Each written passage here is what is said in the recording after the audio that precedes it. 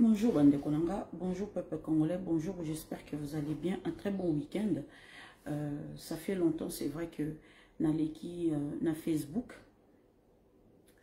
na meme bino ba info, donc na ebi ke bato mingi na Congo balandaka bazan ba mega mingi te na Facebook, donc yango ba moyen ba kota YouTube ezate, donc na ye Facebook pour na expliquer bino situation en Mboka, politique en Mboka. Donc, vous aimez, vous partagez, vous aimez, vous partagez. Alors, voilà. Donc, bonjour, Place Bozaleli, bonjour. Naoum Elate, donc, situation en Mboka, c'est très important. Na memele bino ba info ya Mboka, vous likez, vous partagez. Vous likez, vous partagez. Ça fait très longtemps, on a l'écart plutôt na YouTube, c'est mieux. Donc, vous partagez, so vous partagez, tu n'as obligé na leka YouTube pour nasa la live. Donc, bino vous aurez info mingité, vous aurez occasion de ça la mingité. Donc, on a segui na bino beaucoup ti vous partagez, beaucoup ti vous partagez. Alors, na tiki bino vous partagez.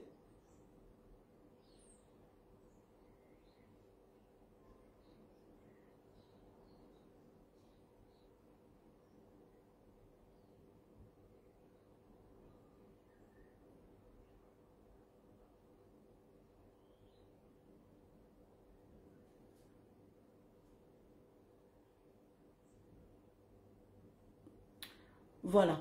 Alors, dans nos attentes moulaïté, na meme bino ba info comme quoi que président Félix, parce que sur naza moulaï mingi na katia Facebook ezama benozo bino temps mingité.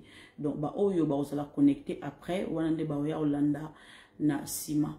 Alors, donc politique ya mboka bino surtout bomonaki ba info comment je peux dire discours ya président Félix Tshisekedi na ko relater binoté binomo bomoni demande oyo asali, comment je peux dire, na conseil de sécurité par rapport ya comment je peux dire ya comment accélération ya MONUSCO na kacha mboka na biso parce qu'il est périlleux.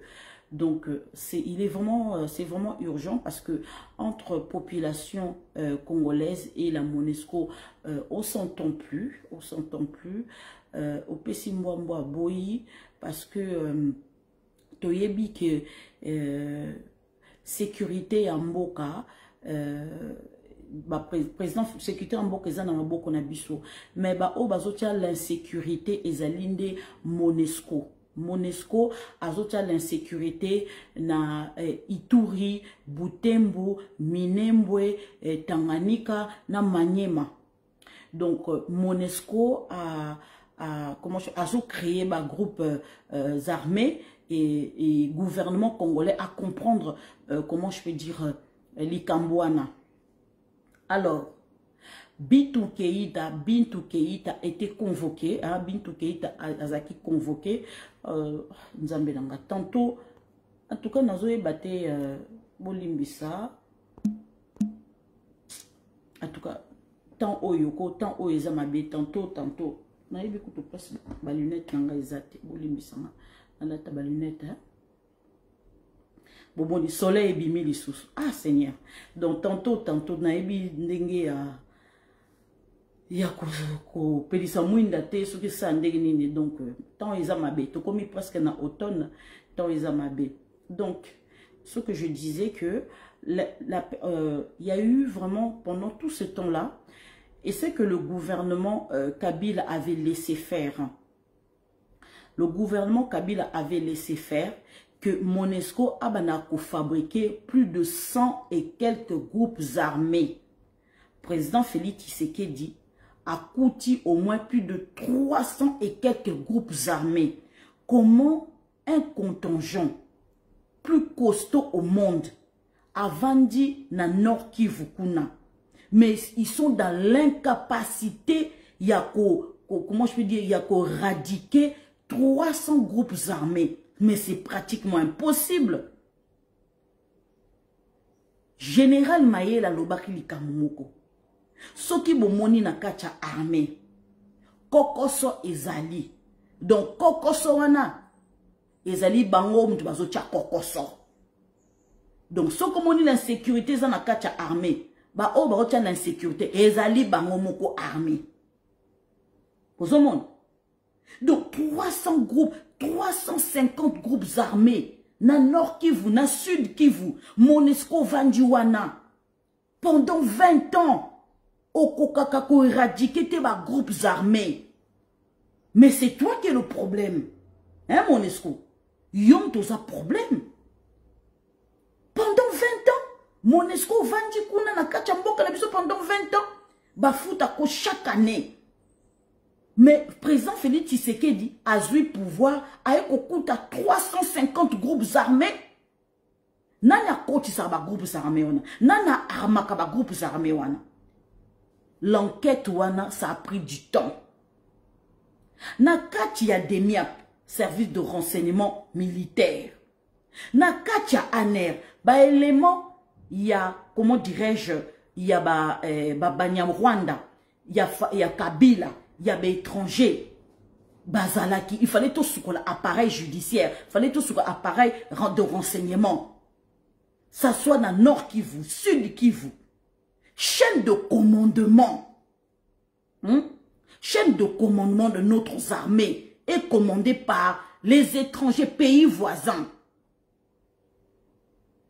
Pendant 20 ans, communauté internationale a eu, comment dirais-je, a eu Congo a pêché dans Maboko, ya Kagame a géré. Donc, Kabila ça qui n'est qu'étiquette à Pamba. Kabila za militaire. Qui vous dit que Kabila za militaire? Oh, Kabila za qui n'a servi de renseignement en Tanzanie. Ouaya. Kabila za militaire. Kabila za civil. Je vous apprends aujourd'hui. Ah, civil. Mais tant que comme président de la République, Batinda qui est na Chine, celle qui a 2 mois de formation à Pamba. Pour la kaza militaire. Za militaire te. Abunda nulle part. Ba lokota qui a mis locos. Oh, bah, le côté qui est dans la rue de Tanzanie comme ça. Mais oui. Azana est militaire, te yebi na écoute. Monesco a un problème na kacha Congo. Monesco azali yemoko, azali mama, azali milice, Monesco yemoko. Monesco ndenga zana yemu tazo créer ba groupes armés tant ba congolais baza koloba baza koganga effectivement tozaki na ba preuve té. Ça a mis du temps, c'est vrai, ça a mis du temps pour que ça puisse se mettre en place. Il fallait absolument tout ce qu'on a appareil judiciaire, tout ce qu'on a appareil militaire, tout ce qu'on a appareil renseignement ya biso. Pour nanini to ya koyeba ke na kati wana ezali Monesco mutabaki il fallait tout ça. Toyebi na biso, mais il fallait ba preuve. Bah, preuve dans le main, les mains dans le sac. Mais tellement que le gouvernement n'a biso, tozu ba preuve wana, to pesi na conseil de sécurité, bazola la dossier wana. To pesi Nations Unies, Guterres avant à 7 ans ici na dossier wana. Bazobo ya koloba likamwana ke bango baza impliqué. Nzamba la lakate, nzambe angolo na kacha Congo, nzamba la lakate. Nzamba eko bimisa ete, yemoko na munoko na Guterres, et que nous sommes dans l'incapacité ya ko combattre M23. Yomoko bimi, o bimisi. Bazan ba logistique, moi, bazan ba logistique sophistiquée, plus que l'ONU. Bon, mon contingent le plus, je peux dire, et l'équipe de groupes armés dans le monde. Le contingent le plus énorme au monde, vous avez l'incapacité Yakobunda contre M23. Mais ça veut dire, alors, rôle Nabinuzani, quand tu avoues ça, votre rôle c'est quoi? De rester au Congo. Il faut quitter notre pays. Hein? Tous les jours, les gens meurent. Tous les jours, les gens meurent. Vous permettez les massacres na Kishishi, na Bamasisi, na Ruchuru, na Kiwanja, na Ruchuru, na Bunagana, na Minembwe, na Plateau Fizi, na Baraka. Hein? Mais attends, votre rôle c'est quoi? Votre rôle est Kawana, bo di ba minéré, bo matisa ba drone, bo surveiller ba FARDC. Non, il est temps que total à côté Moussoussou. Totika problème aux Africains. Bande kolanga na yo fungola bino awa bo aimer bo partager bo koyoka o nga nazo yebisa bino lelo o baki mama Lisette politique et comme chilengi. politique comme chilengi bo aimé bo partager so bo aimé bo partager te na suki wana après na kenanga koyebisa ba nouvelle na YouTube bo partager nga pe na partager, OK? Bo aimé bo partager parce que ça fait longtemps na leki bozo partager te donc na kenanga YouTube na kata na ngai voilà parce que bata YouTube baza kozi là. Papa Alphonse Yema, bonjour, bonjour, namoni yo, papa, namoni yo. Namoni yo, papa Alphonse. Namoni yo. Donc, allez, on continue. Bandeko, sans surprise, hein, na memebino deux choses. Lelo pendeza koyinda na ndenga jete, na fungola bino, memela bino deux choses. Parce que nga nazoraba info na ngai na source. Ce moment où na leki, ça veut dire que parce que na lekara sur YouTube, na lekara comment dirais-je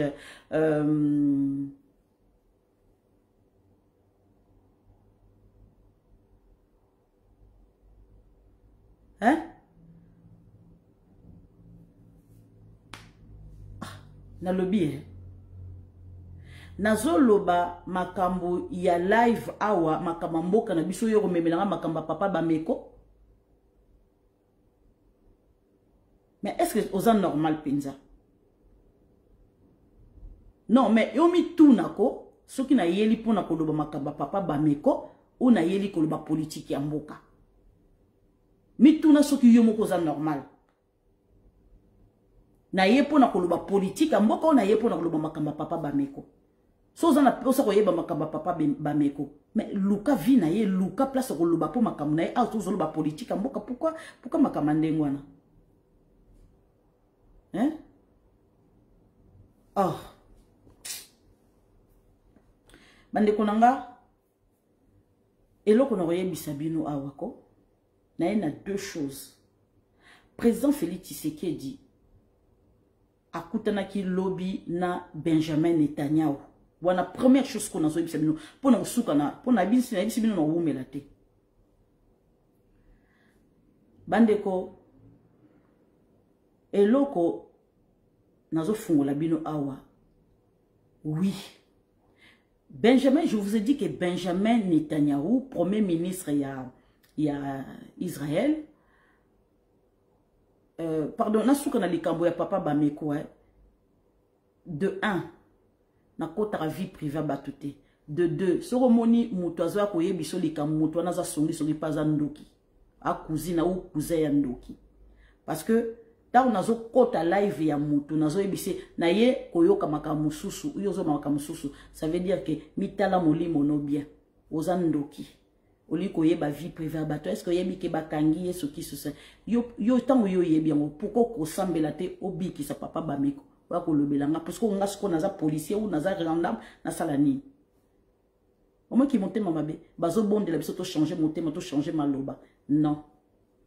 Mitala yo moko. Na lobby yango penza. Soko lingi to bloquer nga. Parce que zande ngwana. Muta lobby a commis tout va bien avec Jésus. Que si yo zo ba kangi. Donc yo lande la vie privée ba.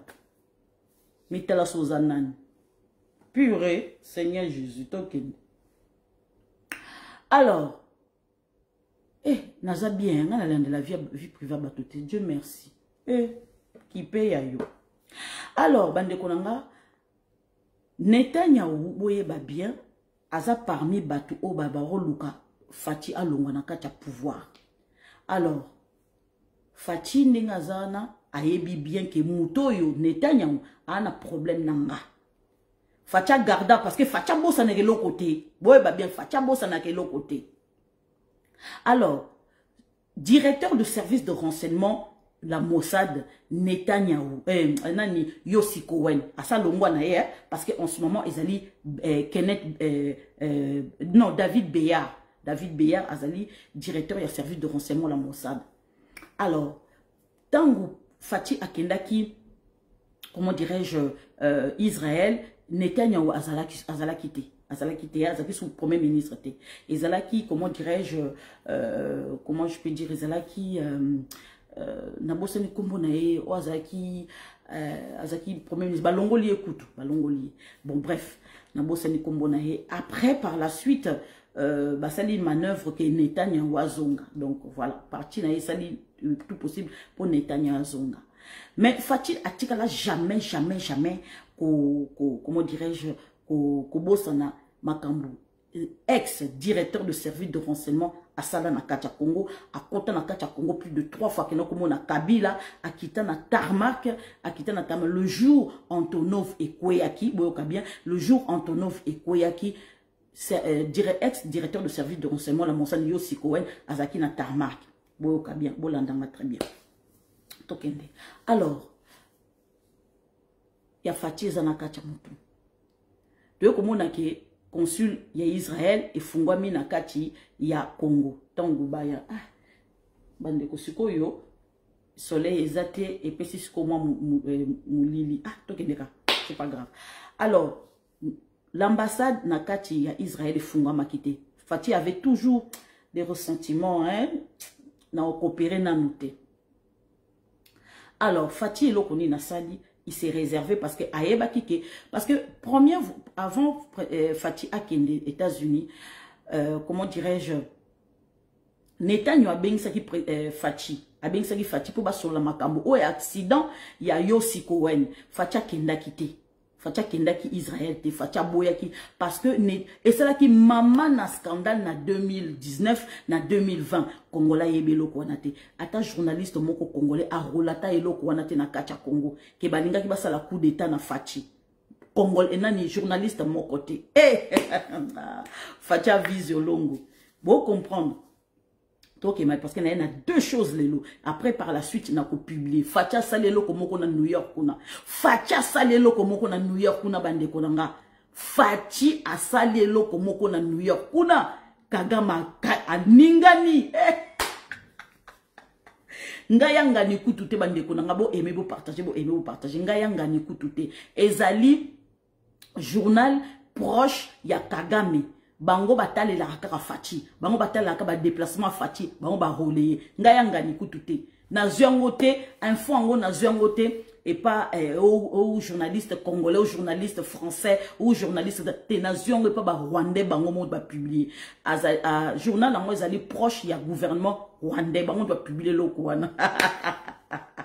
Non, tu as référence, hein. Quand ce beau que na kolandela makambo bango ba publier pour na Fati pour na Congo bango ba landela ka politique na biso de près. On tient la bino référence beau que luka bango sur bazar so beti na Google aux bango so beti na Twitter aux bango bo landela ban fo kuna bina bozwa parce que ngana zande ko na bino ko bombe na binoté. OK. Alors, beau aimer beau partager. Alors Netanyahu est impliqué, effectivement, c'est vrai que Fatih est au courant, est impliqué dans ma déstabiliser, comment je peux dire, il y a une déstabilisation, il y a pouvoir, il y a Fatih, tant ma contact n'a qu'à pouvoir. Il faut pas Bobo Sana est l'autre côté, Bolongo n'a qu'à mitou na binoté, Boyo kanga très bien, Bolongo n'a qu'à mitou na binoté, les Cambo n'a zoé bisabino. Génocide, il y a Rwanda. Bien. Génocide ya Rwanda ezalaki ba service de renseignement Israël la Mossad Mumbakena ki ko bwaka minduki bango mutu basala relais wana ba ya ko bwaka minduki na kati ya Rwanda service de renseignement israélien tant ba tout va récupérer minduki bato ba tekela bango minduki ezali ba israélien comme ba français ba relais ya quitté ba américain ba relais to ba ke intermédiaire américain zaka israélien bobo sanate bateau ba fournissa ki ba tout mindu ki zali service de renseignement israélien wana bobo sanango jamais ba congolais peut-être ba congolais ba yebi ngote peut-être ba congolais ba yebi ngote mais moi je vous le dis voilà. Alors Netanyahu en sachant tout ça Netanyahu il y a eu des scandales na kata Israël et que au jour d'aujourd'hui, je ne peux pas vous relayer ça. Je ne peux pas, comment dirais-je, publier ça. On risque de bloquer mon compte. Parce que, na katia réseaux sociaux, ezali 1, kolobela makamba service de renseignement Israël te. 2, kolobela makambo oyo ya Hezbollah te. Parce que tant on a publié que loko ya Hezbollah, ba bloquer qui compte pendant 2 jours. Voilà, 48 heures. Donc on a le baraté, na linga ko relayer loko. Vous me on a Twitter, que na on a katia Facebook. Voilà. Alors, Fatih Bakutani.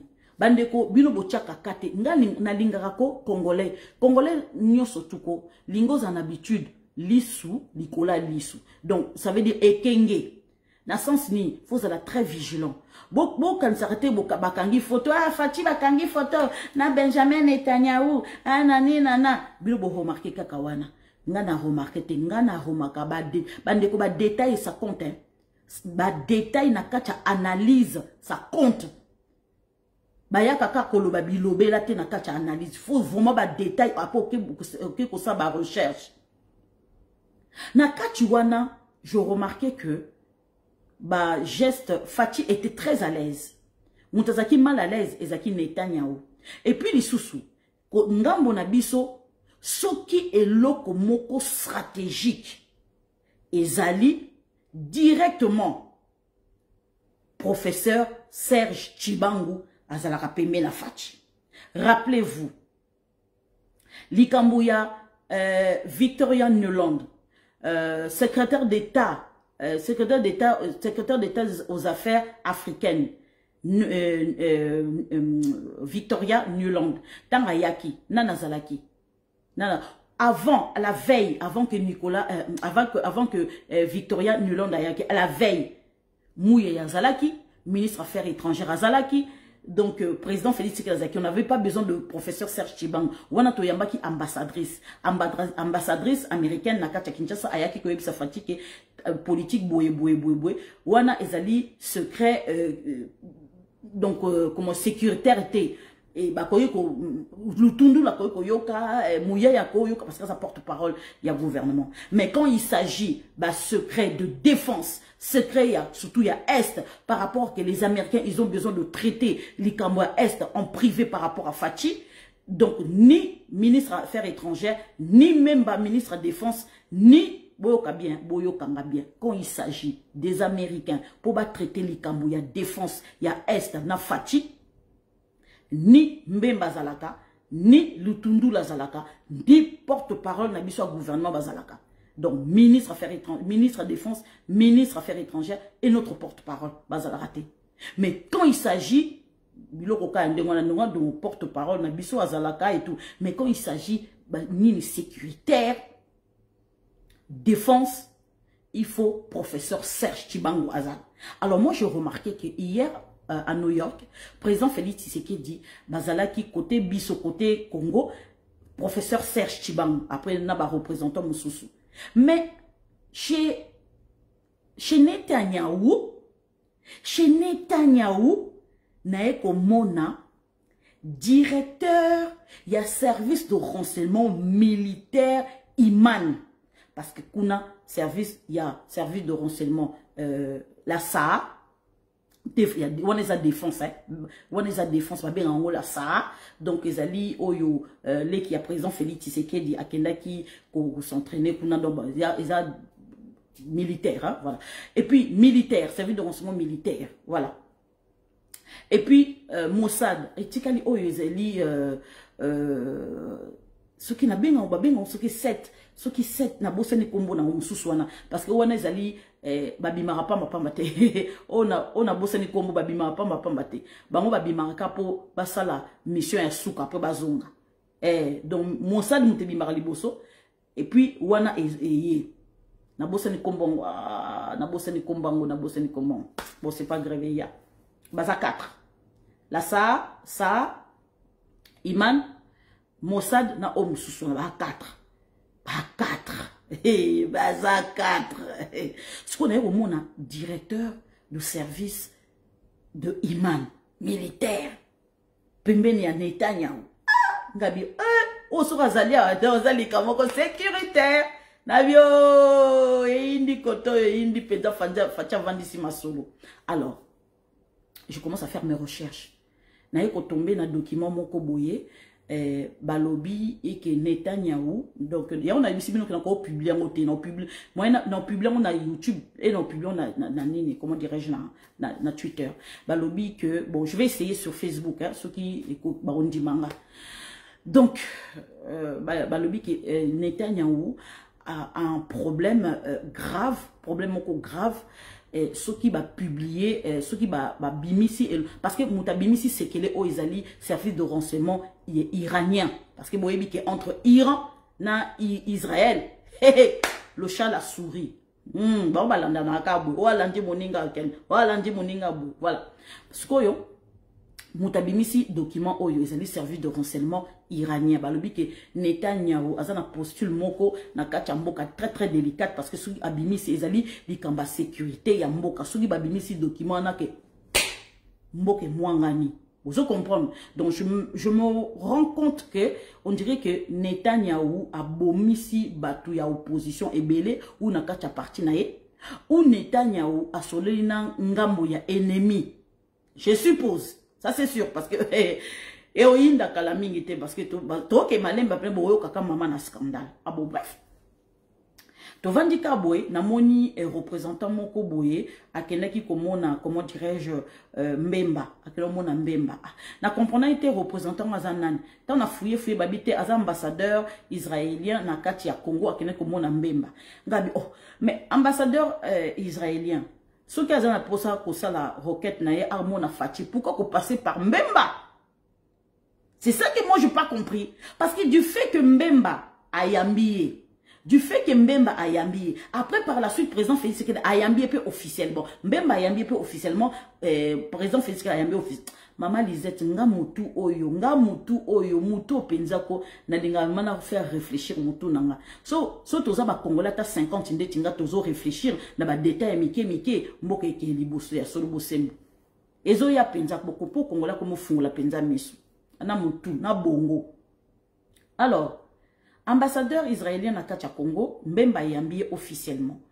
Apparemment, quand il est sorti, il a dit qu'on parlait de sécurité de l'Est, quelque chose comme ça. Après, par la suite, je crois 2 jours après, Yambé pas présent fait aussi officiellement. Je me suis dit non, Yangi se roche. Parce que quand Yambé n'était pas Mbemba, après Yambé pas présent Félix Tshisekedi. Yangi se roche. Tika na fouiné. Ngape le quoi ngana fouina ngana le kola moi ça Colombo, moi ça Charles Combs. Ah, bande ko na bandi ko fouiné muke. Na eko tombe ba ok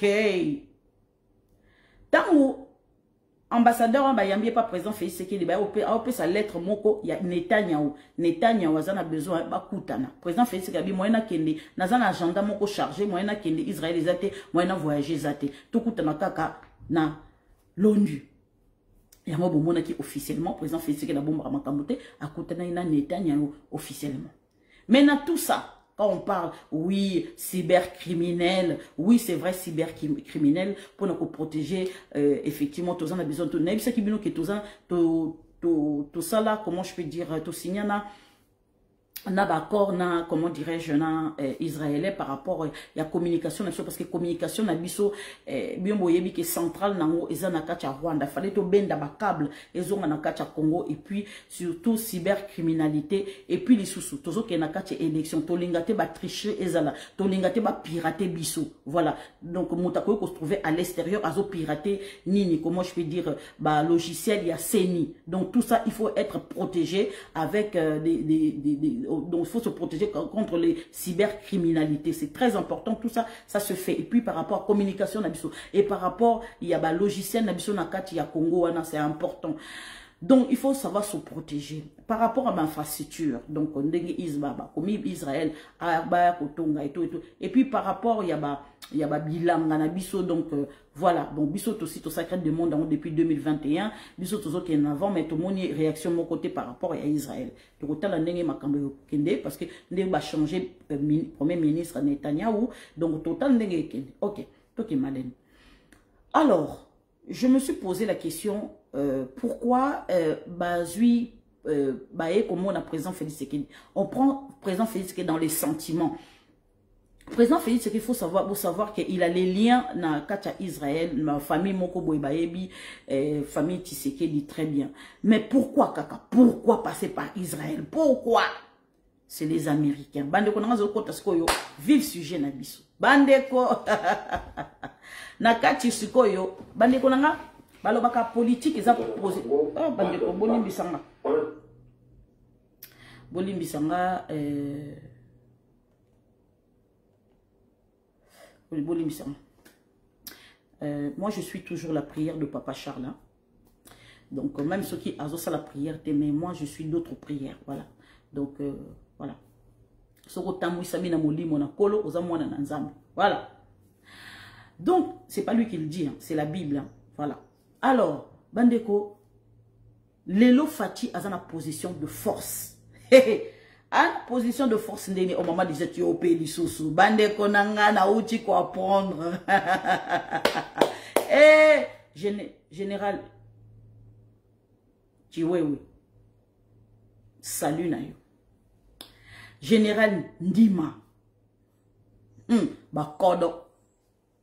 Bandeko, Fati a commis la position, il y a force Mandegeni.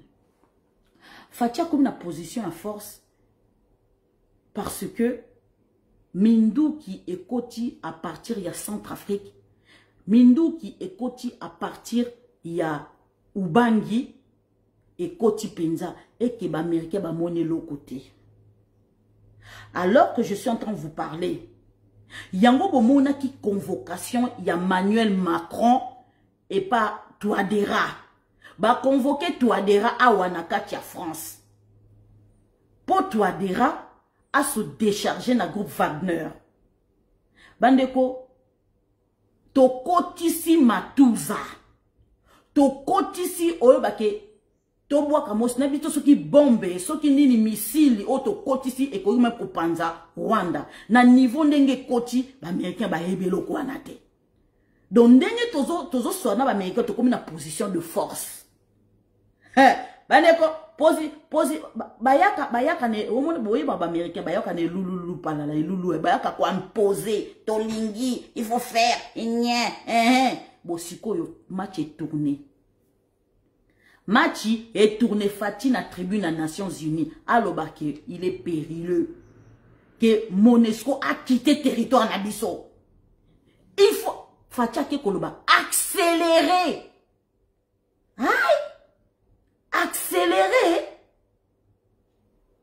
Fati, na Nations Unies, na tribune des Nations Unies, akoloba na Monesco accélérer. Et l'autre en 2024, tu remettre en 2023. Donc ça veut dire que Motoyo a sa position, il y a force. Congolais sous la katebota la langage à Fati.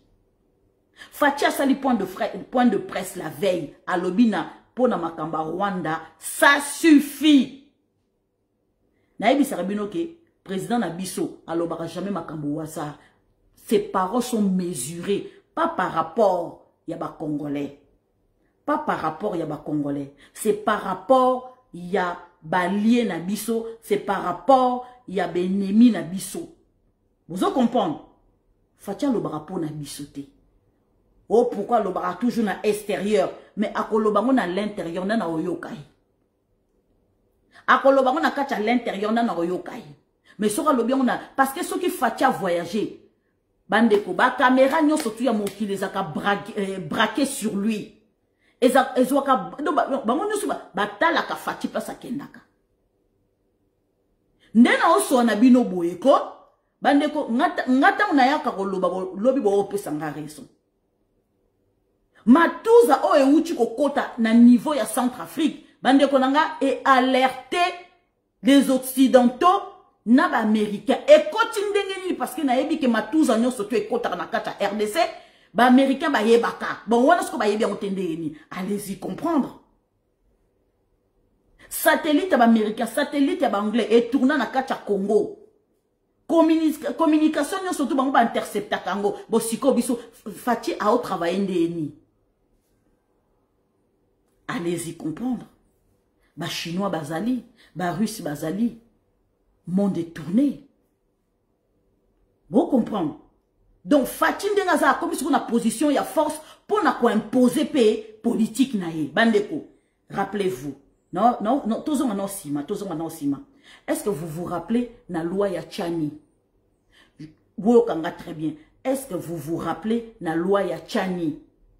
Loi ya Tchani, avant Eleka, Maïka meurt à Télémelaki Likambouana. Vous vous souvenez? Maïka meurt à Télémelaki Likambouya, loi Tchani. Tokoka ki kolekisa na époque wanate. Parce que nous étions dans une position de faiblesse.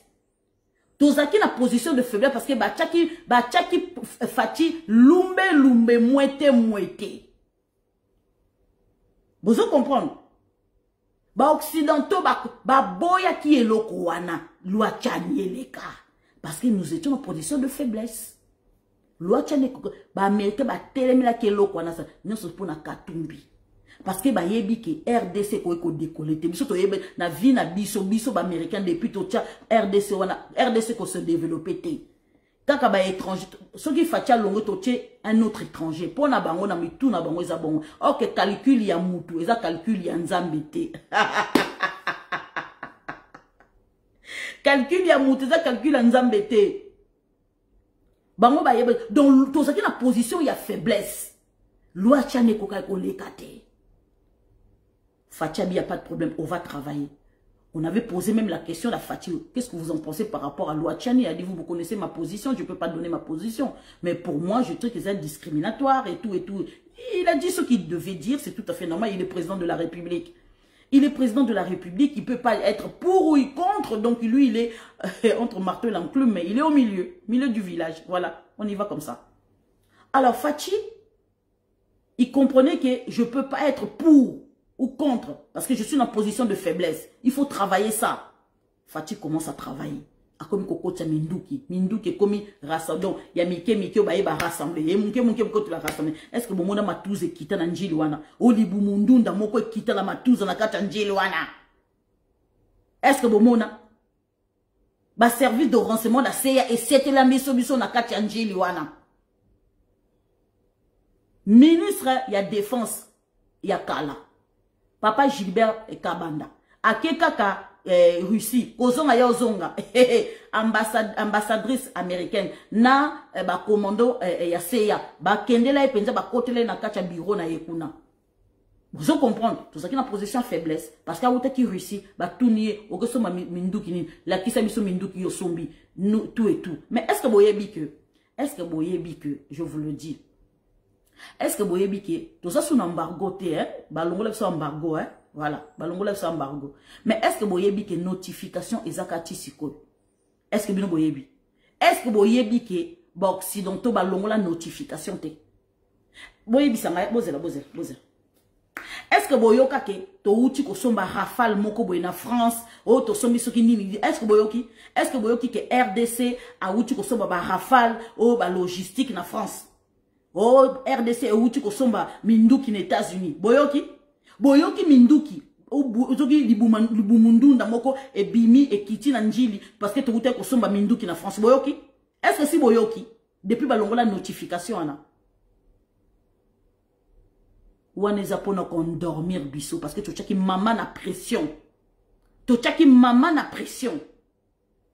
Babito longola karame notification to longola te parce que au moins inde balongoli embargo na po biso to kosoma mindu bango bazela ki bayeba ki au moins inde to longola embargo facha kosoma mindu ke pana biso facha lekeli bango ke Israël facha lekeli bango ke Russie facha lekeli bango ke Chine batikeli yolela moi ba sala autre moi ezate to somi mindu ke pana bango te. Bango balon s'attendre que tout ça m'a que pas la bango. To coopérer na bango. Babo zela biso. Parce que ba simba vraiment pas fatigué wana. Ba pesa niveau ya mindu ki ya Rwanda. Siko ba pesa so niveau ya C. Rwanda ba pesa niveau ya likolo. Moi nde ba calcul na bango. Calcul na bango zela ki ke ba ko tekela biso minduki ya C ya Rwanda ba tekele likolo. Waya fatia ke alekeli bango Russie. Dernière technologie. Ton niati bango penza. Technologie oyo la Russie azanango, France azanango te, États-Unis azanango te, Grande-Bretagne azanango te. Technologie oyo biso tozanango. Mais biso tozana besoin satellite te. Bon, nazo rappelé bino likambo. Bon, ndenge nini on avait su que Wanga Chuchu akunda minduki na samabele. Comment on a su? J'ai dit, comment on a su que Wanga Chuchu akunda minduki na samabele? Comment? Mais à partir de satellite, il y a Russie. Mais les Américains, ils ont dit Cambouana, Vandanien. Partenaire stratégique. Bambayebi ke wanga chucha kuna minduki baloba rien, bavanda ba calme. Ba français ba yebi, bavanda ba calme. Mais ba russe ba yebi sibiso. Parce que satellite na butu, parce que la journée au monaté, hein. La journée au monaté. Satellite na butu, mundu qui, comment je peux dire, mundu qui, ezali, les momoko, ezali, comment dirais-je, c'est facile à coopérer, hein, parce que, il peut sa chaleur. Et puis ça a chaleur, surtout dans Boutou, hein, et puis ça a chaleur. Tant satellite, ils ont l'écolo, ils ont tina samabele, mindu kebo et batami, chaleur et obima. Chaleur et obima. À partir de ça, surtout dans Boutou. Et tia, nini, comment je repérer, nini moko, chaleur moko bima, et ça rouge. Et ça la rouge, surtout sur le repérant, et ça la rouge. Bas, satellite, wana, oya ba russe, ba ici présent fisiri, mindu keza place. Service de renseignement nabiso et travailler et boire quel sikoyo ba wazalendo et tout et boire quel ba service nabiso aner boke no na place au ta to vandi pendant ce qui presque 4 ans na ba partenaire stratégique mais jamais ba tika ko l'accepter place minduka wanga chuche et kundama. Vous avez des satellites oyabino et tout NASA et tourna na kata Congo.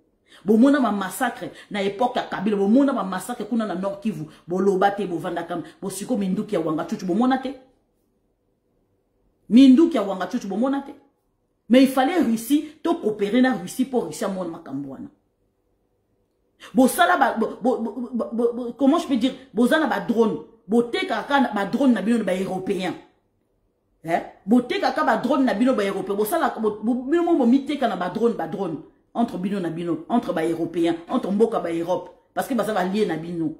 Mais na carte Afrique ba Amérique ba boya côté ka ba drone na ba pays africains. Donc il fallait toser la Chine ba na ko fabriquer ce que ba drone pour Chine ba na côté que la biso. Chine ba ndi côté que la biso et comme yo te biso to tie veto na conseil de sécurité. Bonico. La Russie a dit oh non. Pourquoi tu as veto pour aller? Pourquoi bino pe osa na ba drone, il fallait côté que ba pays africains. Chine a côté que la mutuna marché na Chine a oué les côté que là, pays africain fait, Bayambi, Mozambique a commandé, Centrafrique, Centrafrique a commandé, Mali a commandé, Burkina Faso a commandé, Niger a commandé, mais ça peut te commander, alors où est le problème? Bon, comme Goganga, tout ça a droit, il faut tout se défendre. Donc, Bino Bolinga qui ba M20 baloba qui goûtera avec bazana mandu qui moko sophistiqué.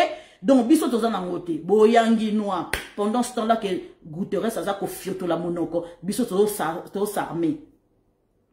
Tozo kota pena mindu que nandenga jeté. To kota qui va partir à Bunagana.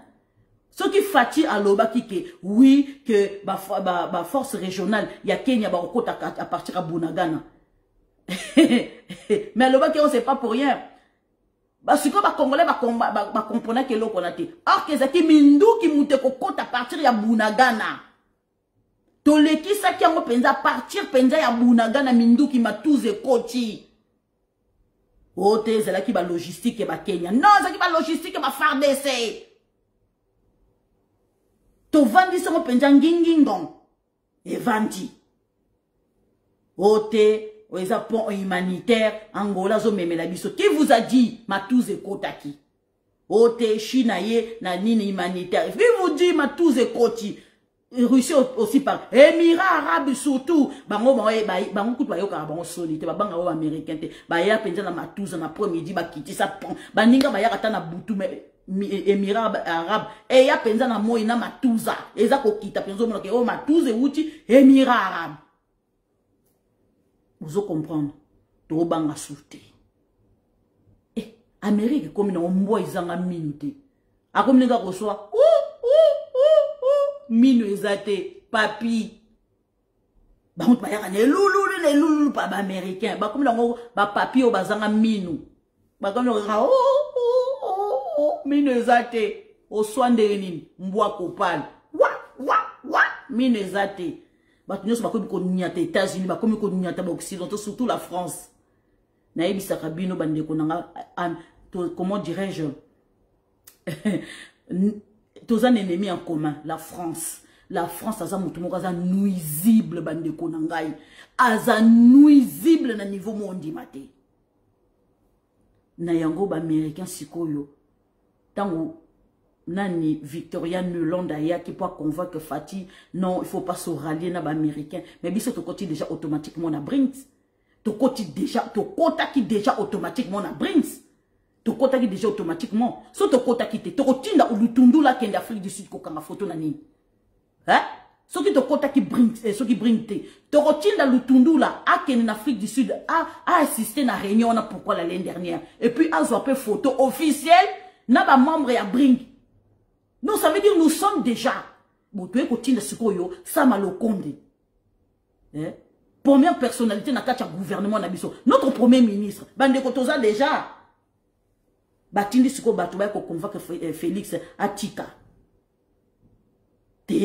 Au soralier te ngai na ko la confiance ba américain souté américain ko kiko ndima koto a fungoli koto bango ba kendaka toujours na russe na modèle wana vous en comprendre mbote na bino nyonso tout na moni bino te bolimbi sam na ngona ba commentaire sauté ba commentaire elongo Facebook azara trop bizarre to kendeka na moni maman Micheline ba bloquer le kola fait ba quoi Facebook na moni photo na robe fundi vous en comprendre to si to kota ki déjà mettre le bango officiellement boité c'est comme américain bazo négocier na c'est poto longwa poto négocier on peut pas bato bazo conseiller Fatih Zali les Russes ba bibi soto bi bandeko je vais vous rappeler quelque chose.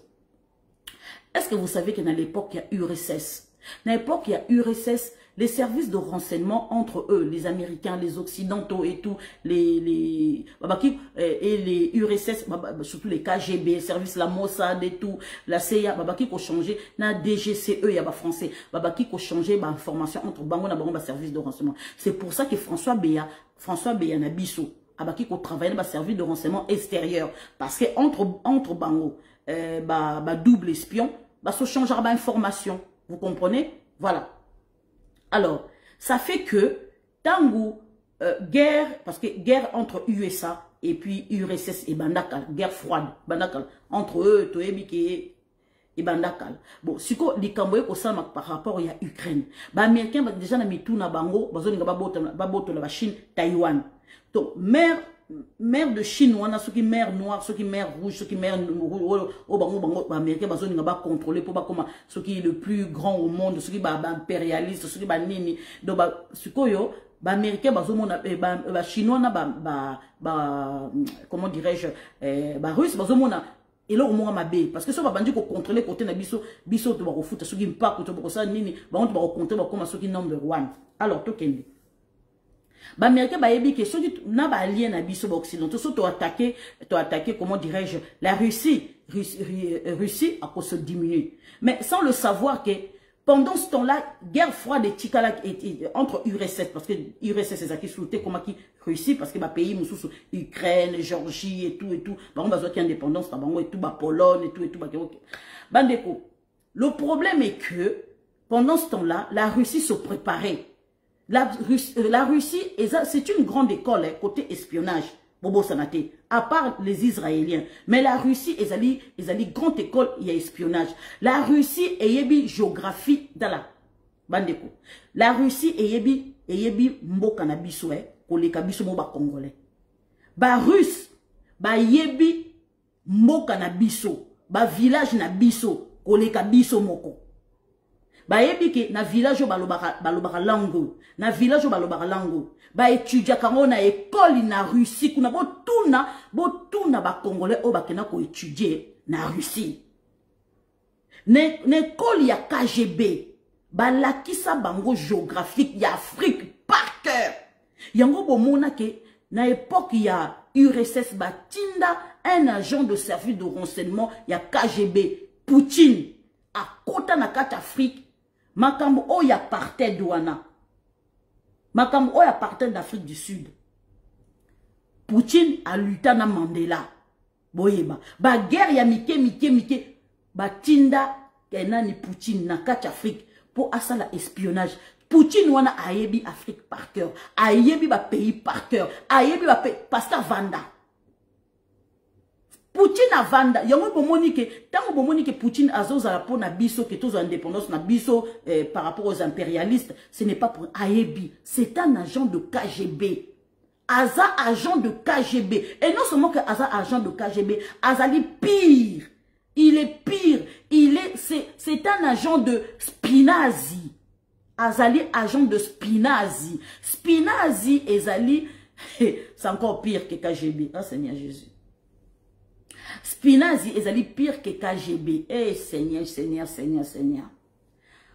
Na publié que l'eau qu'on a mais le corps ba congolais ba tanga raté congolais pour problème na biso Seigneur Jésus nous avons aidé biso ko aider biso penza biso to tanga raté so monika l'eau comme ka réussir leki o monika l'eau comme ka réussir leki ba congolais ba tanga raté nga na publié pour bilo bo tanga ka pour bozala au courant Spinazi ezali armée moko secrète proche ya Poutine Kremlin et banda depuis époque URSS boye barake bango bazawana bakenda baza babwaka bango na mokili mobimba babwaka bango na mokili mobimba bango bayebi babenga bango ba chauve-souris babimaka na journée te babimaka na butu mais so bakomi na mboka na bino boye barake président na bino Kalamita okufa baza pire que la CIA baza pire que service de renseignement la Mossad de Spinazi babimaka pamba pambate on publié le quoi. Donc, naïbi bino baza pire que la CIA, baza pire que service de renseignement la Mossad, Bango, les Spinazi. Dernièrement, on a publié qui photo mo ke bayaki na Burkina Faso. Ndenge ba koti Burkina. Naïbi sa ki bino ke man anzambe ba obalanda ngai ko ba obalanda ba informa mama les ba bi ke moi ça lo ba solo. Naïbi sa ki bino ke ngabie na koma ki en plus la bi babi makapambate. Na koma ki on a likola publication ngabi babi makapamba te soki babimi eloko moko e passé kala mingi te pa oh alliance moko esalami entre Niger entre Mali entre Burkina Faso ngabi voilà na loba kini Mali na kati Afrique bo kanga bien Mali na kati Afrique ekomi Russie mini moi Macron je te salue en blague sous terre. Tala base militaire yaba russe evandi kuna na lobi bino Mali Mali et comme mini Russie goût à modèle wana ba djihadisme ba bulongana tozali atoke penza malembe alors ba américain ba yebike bilia ki bango bikoki bazomi tuna siko ndenge nini Félix akotisi Matuza Félix Okaka na 5 ans akotisi Matuza evandi pesa Matuza oyo ekosala mama na makele oko éliminer na bato na sous région wana Batindi Netanyahu solo la bien ba américain ba yaka jamais boyer en face pour baswana ba hypocrite ba hypocrite ba passer par Israël parce que ba yebike Fati moi mutema muke kita so ba yoki ba israélien alors batindi Fati donc côté akita moi muke guerre ezalate moi dialogue muke côté ya nini bandeko na tribune des Nations Unies elle bio pas question na otira reçoit na ba criminel ya M23T et puis les sous apparemment ce que j'ai entendu que na ba câble belé comment dirais-je na ba câble belé Kagame abzo luka bakuta na Fati mais mutarochaye eloko wana moi pitch ba putsch wana ezali Macron mais Macron a quitté Macron a welela ki ko yamba roi koto parce que ba préparer coup d'état na kacha Congo boy bandeko bokasa te que non ba belge baza o te ba coloniser ba France les Français n'ont rien à voir bon vous vous trompez la France ils se sont isolés bon kanga bien. La France, ils se sont isolés parce que les Américains ont pris la décision sans la France co-signer avec le pays Niger. Hein? Vous comprenez? Parce que la base militaire, le plus grande base militaire dans le monde, est vendue dans Saakuna. Donc, dans Niger. Alors, les Américains, ils risquent que la France a attaqué Niger militairement. Vous comprenez? Donc, c'est une faute grave. Vous comprenez faute mon gars ba américain baza pona comment je peux dire pona ba bien na bango pona ba intérêt na bango ata oza allié na ye, mais tant intérêt na ye a menacé, bah au cassé yo. Alors c'est oh mon Dieu, oh my God. Et tu as combien de pourcents? 15%, c'est pas grave. Non, non, ok, de malembe. Et ici, là, non, calamité. Alors, c'est pour ça que, est-ce qu'on a besoin de chargeur, total, tout le banan. Yango bo monique, ba signé qui n'a ba puchiso, sans l'accord, ya ba allié na ye. Est-ce que boyo ki l'Allemagne a lobby? Est-ce que boyo ki Italie a lobby? Italie pipé monté, Allemagne pipé monté. Parce que ba Italien, ba moni ba intérêt na bango, ba français ne bangoté, bango ba s'exciter. CDAO, CDAO, CDAO, mais ba elo ko biso do ki to ba ki ko comprendre CDAO, biso to ba ki ko kansande jusqu'à présent na ba ko kansande CDAO est indépendant. CDAO est indépendant. Bande konanga place na ko tomber na article moko ce qui y a le Drian oyo oya loba ki président faisait ce qui ministre ce qui y a affaires étrangères loba ki président faisait candidat qui élection té na ko tomber na nini moko article moko le Drian azako loba ke CDAO c'est la France. Hein? Nazoni si mona komi moto. Oh CDAO c'est la France. Place na comprendre que basali putschiste, basali putsch na Niger Conseil de défense, et ça, en France. Parce qu'on a compris, donc Niger, et son baba qui n'a pas beaucoup, il y a les Français. Les Français, ils signé qui contrat, na Mohamed Bazoum, pour aller bas son Niger. Donc Mohamed Bazoum a été la Niger, Mobimba, na France. Il y a un beau comprendre ce qu'au Canada, il y a France, parce que France, n'engazana, a exploité l'iranium. Iranium, ou ana siko yo, y France a fourni sa rango, n'a ba, comment je peux dire, n'a ba allié na ye. Na ba lié na ye ba fournisseur na ye donc il y a fournisseur ba iranium. Sikoyo France c'est ça qui déjà bon. Vous comprenez? France ça qui déjà bon abi qui na fournir bino iranium. Loko la putschiste ça sali putsch. Bande ko na ba putschiste ba sali putsch. Sikoyo ba botoli bango siko iranium et comme il y a ba ba kolo iranium ba botoli tonga na bango. Sikoyo tonga na nini? Oso qui déjà bon. Oso qui na ba fournisseur donc ba acheteur. Bacheteur. Force à ça qui déjà bon bacheteur. Oh ya teke la rabon ba iranium. Bah si quoi senga siko il faut fournir biso iranium à temps et à l'heure. Ah kokate. Bon moi siko kanda wana siko yo. Oh te c'est là où intervenir militairement. Ti le autosé là. Tout le monde est l'autre côté. C'est pratiquement impossible qu'on intervient à Niger militairement. Après Toyoki qui est servi de renseignement la Spinazi au penza ba kita kina matuza penza na ndenga jeté à Seigneur ba eko sécuriser ce ko Niger a signé na comment dirais-je na Russie. Ezande comment je peux dire Burkina Faso na Mali mutu ba signé na Russie. Pourquoi la Niger reçoit comment je peux dire ba matuza ya Russie? C'est parce que il fallait basa la alliance bango misatu. Basa la alliance bango misatu et que ce qui matouza et kiti na Mali. Mali na Burkina Faso bako distribuer ngoti na Niger parce que azak allié na bango. Yango basali 3 triangles wana. Mortel na katasa. C'est comme la France siko yoko bande konanga obike et lesquels bango. Il fallait aussi la geste. Donc, tout le monde alliance wana ezalaka bonté parce que ba pays ming ko s'allier ko compte na kati alliance wana. Et puis alliance wana ko sala ke et aboutir économie na bango booster tant que parce que ne bazana ba ko quitter France CFA. Kala mingité. Boyoka ke to quitter Mali, Niger, Burkina Faso ba quitter France CFA. À partir de wana ba ko ta sikoyo na kati bringi. Vous comprenez? Bande konanga monde comique tourner. Bisopé pareil, na kata sous-région. Et tout ça la paix alliance na ba pays mususu. Mais, tu es ba pays te. Tu so rallier na ba pays au bazana France te. Ndeti ba Brazzaville, Rwanda, Kutuko, Aza exclu totalement. Totalement. Yango bozo comprendre le président Félix Tshisekedi Aza sukoyoko to ba ki position de force. Pour na négocier naïe. Yango ba américain ba yo pour ba caresser na sens poil. Yango moni président fait ça comme ko s'imposer. Alors j'espère que ba pays mususu ba ko suivre les États-Unis pour na ko pesa nani sanction na Rwanda. Vous comprenez? Total ce pays européen. Parce que les libéraux belges, les libéraux belges, comme ils ont raté ma RDC. Les indépendants malembe. Ma boulou, il y a les libéraux belges et comme il y a danger. Il y a un gros moni qui est comme ils ont canoniser président Félix Tshisekedi, qu'on bimisa n'importe quoi, qu'on finga, il y a ma chaîne là-bas, RTB, je sais pas quoi là. Il y a ma chaîne là-bas, il y a ma belge bien té. Ma boulou et ko, bandeko. Tu on a ABC binoko. En ce moment, on a quatre à Belgique.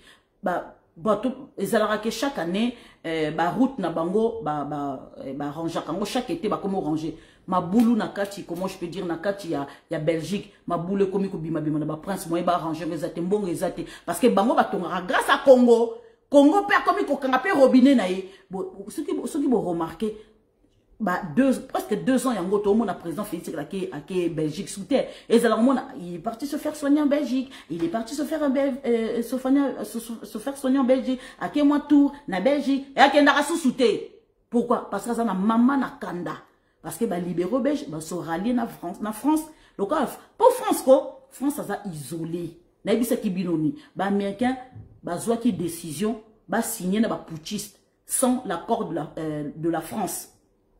Les sous, les Américains vont suivre décision pour se désengager militairement dans la coopération militaire na Rwanda sans accord avec les Français. Les Français vont quitter. Makambo oya Nations Unies, ni les Anglais, ni les Français, ni la Russie, ni la Chine va se présenter, ni l'Inde va se présenter. Donc, États-Unis, il y a un pays africain. Ce qu'on va pays africain, c'est comme la tribune des Nations Unies. Donc, les Américains,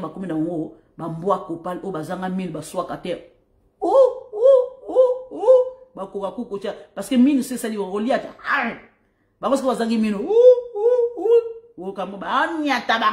pays africain bison to la moki le coup lorsque la France a commis isolé là comme isolé là Magan je te salue mon excité l'école la drogue on dirait mon tameli drogue bango penza ya il faut me la drogue pour ça l'exciter modèle voilà eh Seigneur petit on a makambo. Maman Koko na penza violé na ndenga jeté na l'âge de 15 ans. Eh, maman Koko na pardon token. Alors, pour ba benga sko ba anglais, pembe na bango parce que France a besoin d'uranium. Ah, a besoin d'uranium dar. Ou ba benga manque ya uranium a zongo na Congo. Si vous avez battu na bango lokola comment dirais-je Mukwege baloki mutu sote me Mukwege ah Seigneur. Bandeko, moni que to contrer Katumbi. To contrer Katumbi parce que Katumbi a sali maman na marche et puis c'est ma flotte ko na makambo oyo asali ku abimisi munduki bu to timbelier ba marche na barezo kende penza ko na ndenga mabe ba occidentaux ba moni que peuple congolais télémeli Katumbi na likamba chérubin okende bandeko place penza ko ba occidentaux ba lâcher penza Katumbi yango bo moni que Katumbi a bien obligé ya ko sala ba marche na po ya ko sala ba meeting po la que ba patron na ye ngape na mobilisaka siko bango ba binde biso to former déjà Mukwege pour Mukwege pe atema bande ko bota bo moto bazo former ozano réparateur des femmes ozano soki réparateur à vie des femmes yo oyebino politique te oyebino économie te bazo tongela économique ko tongela bazo tongela politique ko tongela ba mama na nzoto ko mama po ba ko kosa biso bomoni biso tozanani. Ça 120 millions de Congolais to voté ka Mukwege bande ko nga bazo kende siko na niveau so bakoki Mukwege te ba okenda niveau ya Genève bango nyoso to ba yoka na ba ponda siko candidat moko bakalizi ko to za na époque 2018 lisusu soki bakoki te yango bomoni show la bimisa ki idée na bango ba obeta coup d'état. Donc la France a zone ngasiko Grande-Bretagne a so rallié naie pour passer la makaba coup d'état wana. Siko matouza siko président Félix Tshisekedi matouza siko ekoti siko na niveau jeté. To vandi si yango bomona na point de presse ba ke ça suffit. Ayebisi ba Rwandais te, ayebisi ba Congolais te, ayebisi pe ba journalistes te, ayebisi ba occidentaux ça suffit. Nakola ki sabino qui je suis mwapé.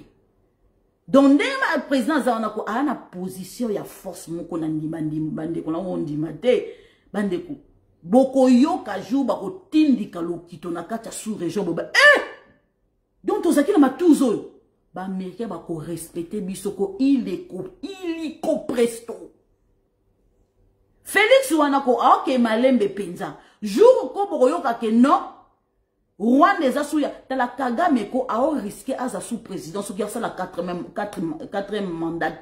Je vous dis a postulé parce que pour à contre président Félix Tshisekedi. Je vous dis Bandeko l'obézala qui jeudi Makisosi là l'obézala qui jeudi ba congolais nyo surtout nien ba vandi likambo na oyebisa bino ni ba journaliste congolais ba na tante ba baza na temps ya kofinga président Félix ya Kiroluka ke libérez Boujankera donc na Boujankera na mutazo pesa ba fake news mutazo pesa ba azo désinformer bato vous comprendre liberté d'expression oui mais libertinage te mais oui yo monapi mukeba yewana même communauté internationale a télémité mais Bujumbura soki Bujunkira ba yewana ba tunyo ba télémi na ba Sonia Role yo kasaki o diembika na côté actualité.cd pour ya na Congo ko mama soko lukaki mobali na kacha Congo atakutu mobali moko vanda ne soki azane ne ba olingo te mama koko pardon obota no sute limbisa pardon so leka côté wana token bande konanga alors vous comprendre ce que safu a moni ke ndenge ba occidentaux ba telemi pour na Boujankera safu azongi alobi ete tatunga na zwaki bo je te jure au nom de ma mère et tout nyo surtout on les les niaiseries wana ba niaise donc tous on a besoin ko yoka ba safu bazaki ozoba ki batu bakokufa biso mto tinde ko na plateau télé batu bakokufa ozaki libre aux anasima président ozaki libre aux anasima Katum tu as fait ton choix mais toi monique comme il yo bololo comme ko yasiko comme ko ça c'est sûr que ezaki monter cette toute pièce pour ba publier on a quatre réseaux sociaux to yoka aboniko to za ba mbendre to za ba zoba te kongola timba za muta mayele ataku ba rwandais ba buka ba éducation na biso mais président fait c'est ko restaurant ndenza ba restaurata que tu as enseignement gratos. Président Félix Tshisekedi, pourquoi tu as enseignement gratos? À travers l'enseignement gratos, n'importe qui peut, aux ans 50 ans, 60 ans, aux ans diplôme, aux ans en école, kabunda zongi, ceux qui kabunda zongi, a étudié na kimokolo. Mais oui, et puis ça me moutonio surtout pour étudier, voilà. Donc, quand on a poto ba misu baza na 60 ans zongi li classe. Bon biso moto yo ka sona nina. Kufa soni ko mona pasi. Kufa no soni talio. Yo mto o diembi ko yebi ata ko komate. Pardon token. Bane ko mercredi na butu na 21h. Félix pas lokela ba ko makambo.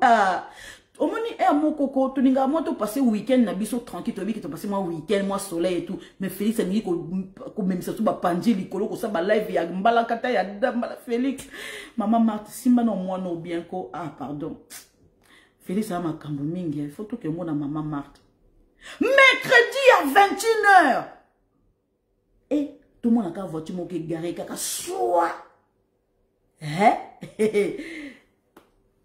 maman Denise Nyakero Félix Antoine Tshisekedi Tshilombo. Bande ko botikona la Sabino. Ba mona kaka tato yo kaka abemi. Bande ko nga Kagame maza Kagame maza na mama na problème de. Ya na problème nzame problème de. Bande ko ngai le cœur de Kagame fait zizi nandenga jete Kagame non Félix maman Marthe yepe maman ta sala mwana ondege ninyo bande ko nanga penza bande ko Félix Félix motema ezo sala zizi bande ko nanga Félix Nzambe oboma Kagame na tension kaka mon frère Félix on y a tiré bande ko Bandeko, tout le monde kaka, Mouto abimi. Ah, Félix, yes, Félix. Tout le monde mouto abimi. Mouto. Nani wana? Gassama. Ancien ministre, ya Rwanda, na Nations Unies. Na 21h. Agoti dîner. Félix Ayambi. Officiellement. Ba Rwandais ba eba kindeni. Ok, ba Rwandais ba tchaki batu derrière Félix. Ba Hollande la Félix. Ba bilanda collé, cimenté. Félix, merci batu niveau. Ayambi Gassama. Mercredi na 21h, ba dîner ensemble. Mama Denise Nyankyo Razalaki. Ba nyati penza kaga. Motema Kagame.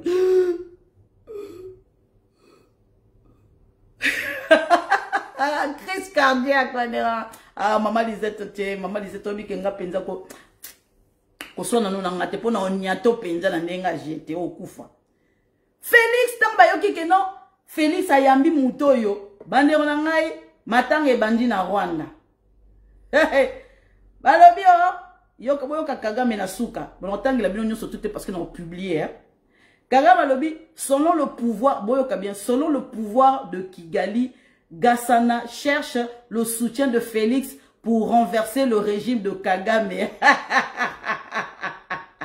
Bandeko na ngai site oyo na ibisaki bino ke site oyo ya ba Rwandais oyo za proche ya Kagame na ibisaki bino ke na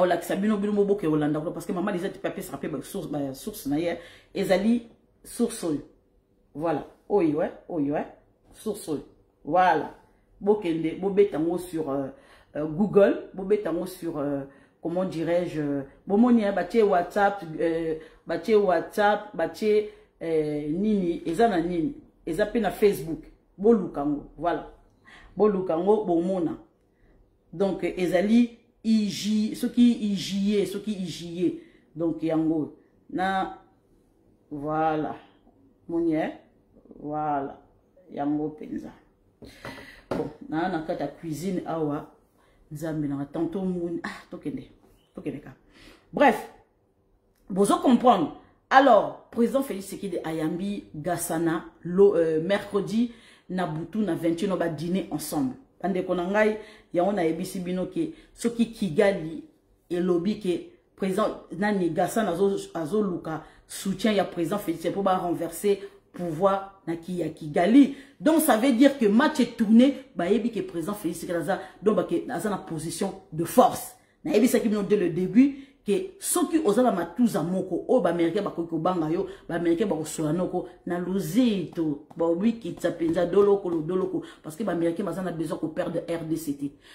Grâce à RDC aujourd'hui yango bo moni États-Unis telema bongo yango ngai na ko lula te na ke ko va na États-Unis États-Unis zané na biso na ke va na États-Unis ba matière o yesali ke fabriquer États-Unis et outé pas na biso yaonga na kotia suscité na tchal makolo États-Unis na tchal makolo États-Unis etalinga ité na oza na impressionné te ba impressionné ngati pona ko ba English bo lingala le kikutu English boniko yango bo monike lelo président Félix Tshisekedi akona position de force ba américain ba komi président komi sous moi na te ba dicter ndenga ko sala di bosser sala ki bongo Félix amsala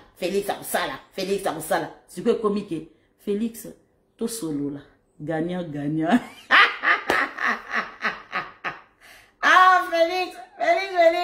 Félix bon comprendre Félix penza quoi azana position mosco a positionner sur ba pareil nyo autour ba bi que non lelo yango lo ke o ba M23 bangwana o ba BC moi ba sali ba yango ngabi ba congolais balanda ba biloka ba rwandais wana ko tala toke na suka Kagame ya lobi ka obrider 4e mandat mais to éviter na koma suka to éviter parce que président Félix a négocié que Kagame wana longwa bande ko na ebisi bino opposant Rouze Bazagina oyo nani Paul nani Kagame akangaki na Dubaï akenani ne vacances Kagame a enlevé kuna mais auti ko bima on a libéré te a outé ko libérer aouté ko libéré oh ye muta makasi on a libéré bakangi passeport à moi sinae au voyagé ba bien ya Kagame na kacha ya nini ya États-Unis au voyagé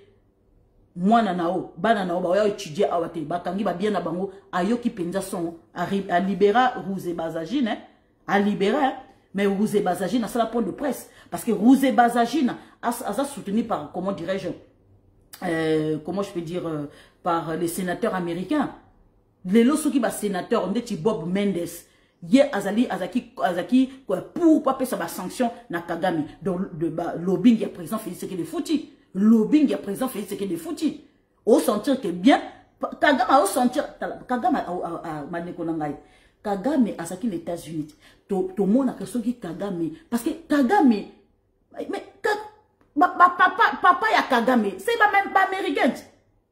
Kagame est à l'aise aux États-Unis parce que ça dada na yeti eza dada na ye ya zo da moi mon tout oh zu ballon tchebo da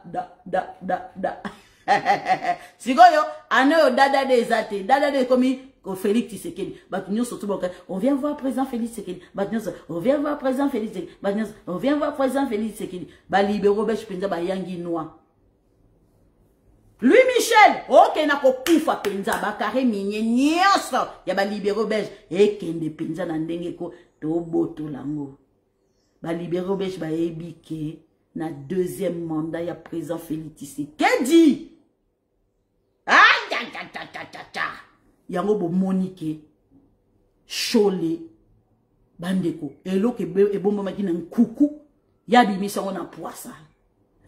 Bo asu Cholé Tango chola boaki mbela boka kasusuye adindi na samai alo bakasute ye moka mituni na bimis abimi bandeko kanda mutesala kiye omoni kanda ezali nde mopaya zuwa ezali nde mopepe bo comprendre zuwa wana parce que nani kadima aboyaki ba réviser ba sala audit ya ba ni ba fichier siko kanda na siko etindi siko kanda na zuwa ekene siko na top Congo ake ko loba kutu vome coup d'état et loka zaki na sama ya bimisa na poisa bo pesi alerte na président Félix Tshisekedi donc za coup d'état ya ba libéraux belge na ba français ngape na s'armer sikoyo Neto zana, ba américain pe bazaki na kati ba préparer président Félix Tshisekedi beaucoup dribbling à pétain.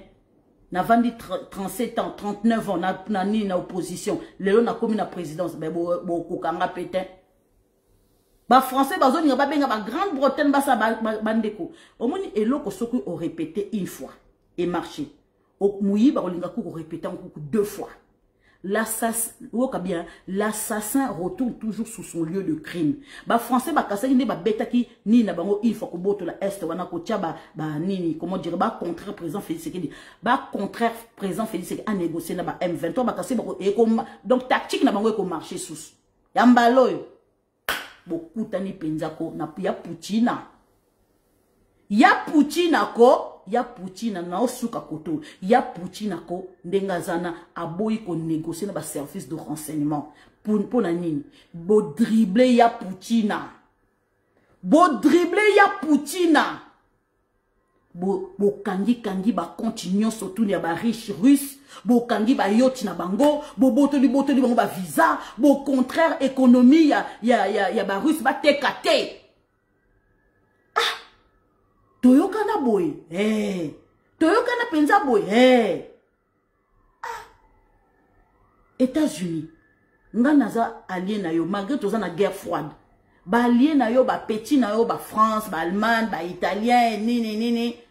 Ba petit, nga no toyoka na niveau mususu. Mais obimisi sekele na biso libanda, po bango siko ba banda otakenga.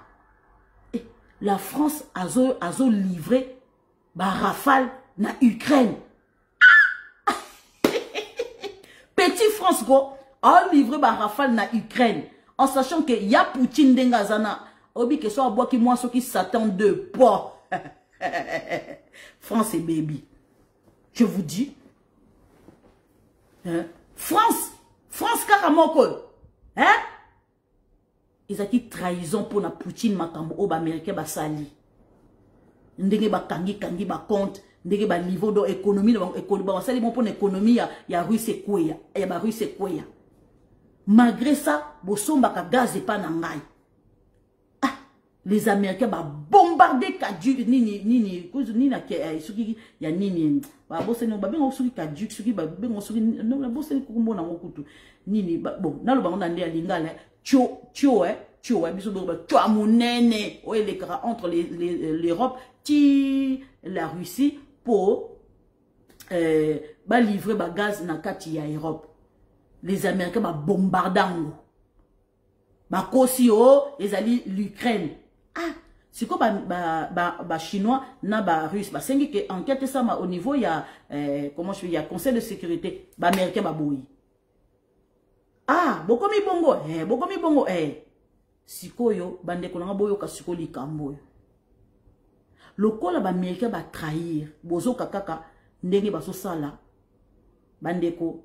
Les Russes, ils commencent maintenant à livrer tous les secrets aux Américains, aux Français, les Européens, bango service de renseignement dans le bandeko, les Russes, au contraire, sikoyo, Américains, moi, livrer les secrets à tout, les a sous-soutés, les secrets nions sa service de renseignement, na pays africain, Russes, comme ko bimisa on a poissa, comme ko pesa on pays africain.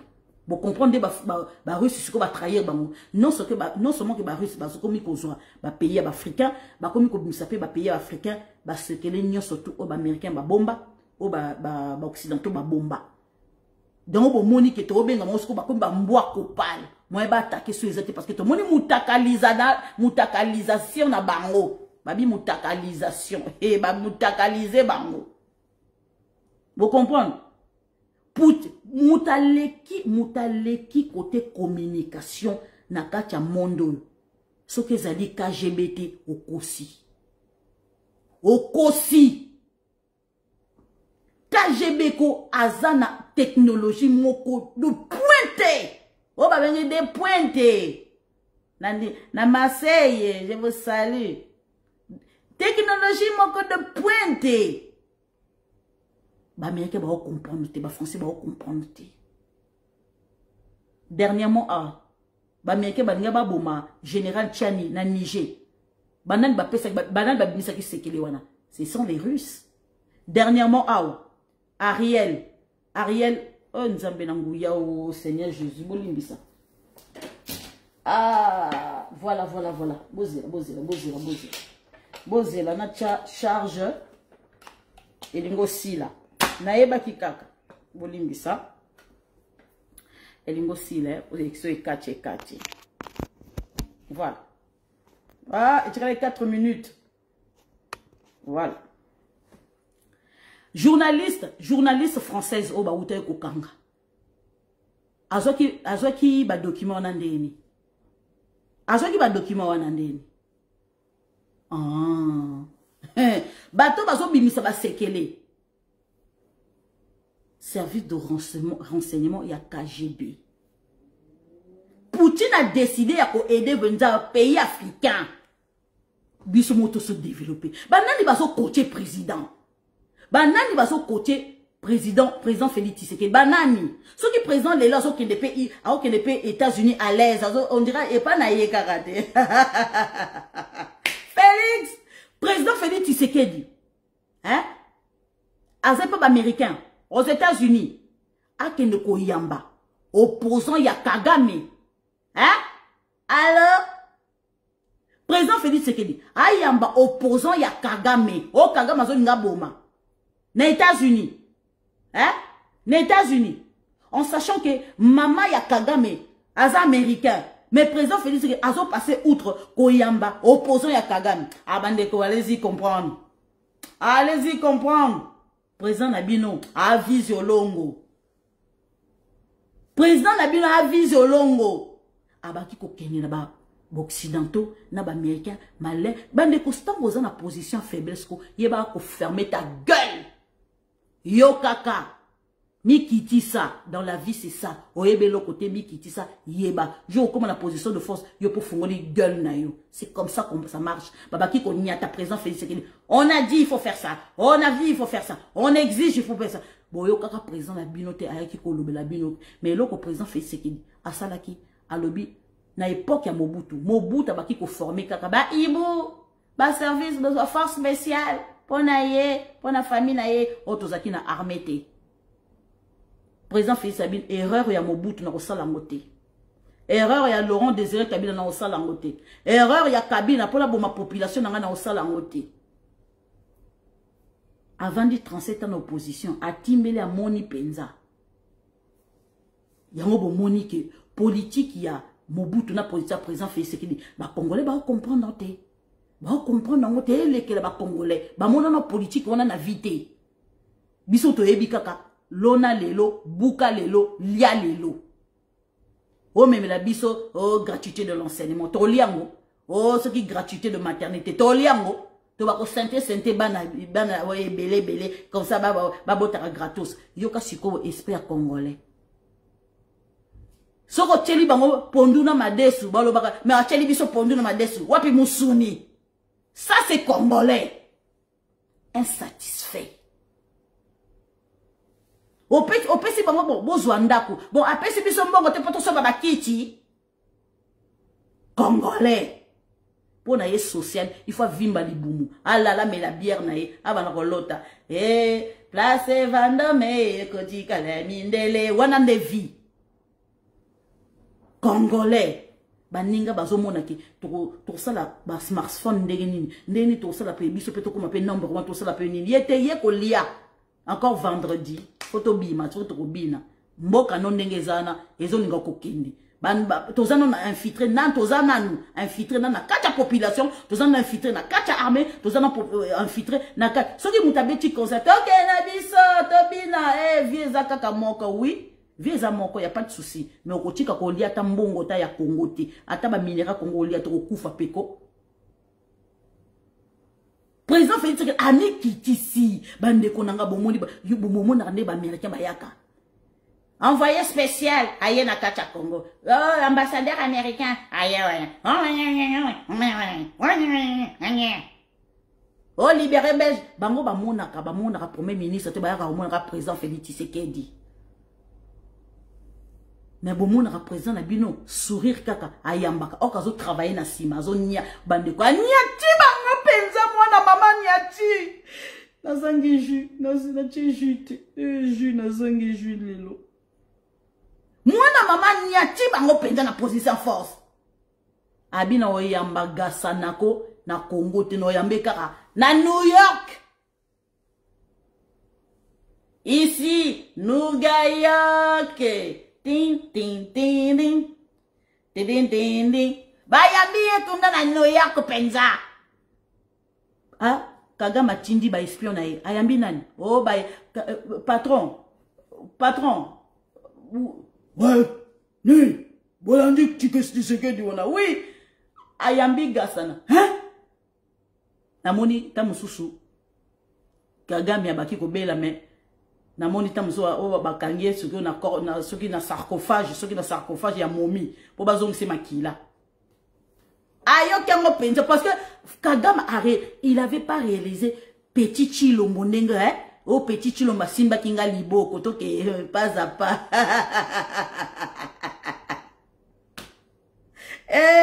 Chilombo solobi non c'est non bandeko il est pire que son père moi dans le barak so oyeba ke position papa na mais yesiko position za raté on peut bonjour ça va bonjour il est pire qu'assassin.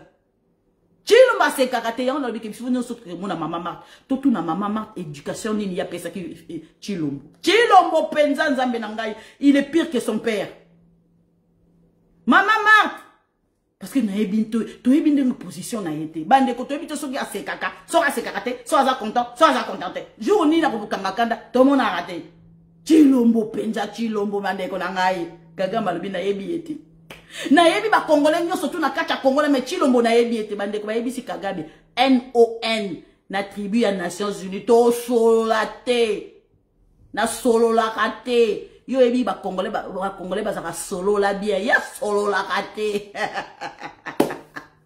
Eh, Chilombo Nzambe na nguya Nzambe na munu, pardon.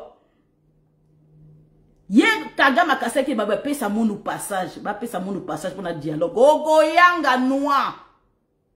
To récupérer Bounagana na calamité. Ba Américain ba komi ko négocier. Lelo ba Américain ba komi ko négocier. Poni ba sekele na bango komi ebimi libanda. Ba Américain on tsaki bata bakasi ba pomba. Ba komi mbwa kopa ba komi papi mino ezate. Mino ezate. Moi ba sou ezate. Ba komi ko soit bango.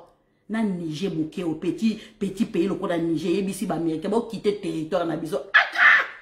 Du jour au lendemain, Général Tchania linga koufe. Mais les lots, moi, ba koufe zate. La Chine, la Russie, bazove. Pomba lela komi sous pomba sous te. Ya komi.